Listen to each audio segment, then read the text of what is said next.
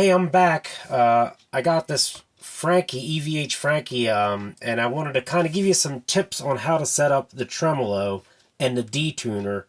Um, my buddy Frank got one, and we learned a lot when we set up his guitar. One of the first things that we would tell you is to make sure that this bar is nice and pushed down, giving good string pressure and tension down, so that when you lock the lock the strings down, the strings don't go sharp. Because we had a problem with that on his guitar, but Frank learned it by pushing that bar down, putting pressure on the strings, really helped the strings from going sharp.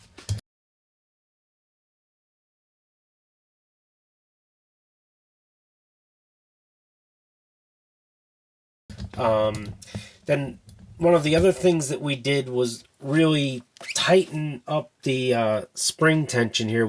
I got these springs really tight in here, as you can see. The bar's a little stiff, but the guitar's so stable I don't want to touch it at this point, because the reason why you want to have that really locked down on the body is the first thing you want to do is test your tuning, make sure it's stable. Basically, you want it in tune when it's not, when you don't have the D-Tuner out, and then you want to make sure it's in tune with the D-Tuner out. So that's one of the key features, is to make sure that the bar is locked down good, and that's done by really, crushing those springs back good. The bar, like I said, is a little stiff, but it's very stable.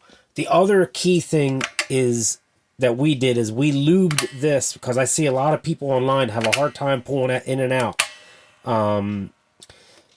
That I put a little 3-in-1 oil on the shaft there, and then the other thing I did was put a little nut sauce on all the contact points underneath here, right here on top, and that really makes this really smooth and easy. As you can see, it pops right in and out.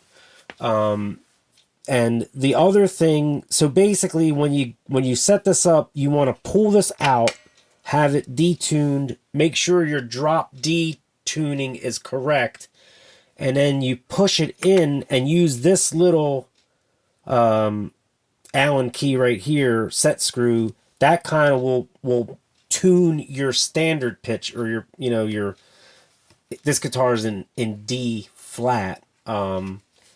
Or I'm sorry, D sharp, or E flat. So that, when it's here, it's in E flat, and then here I think it's in C sharp, drop D here.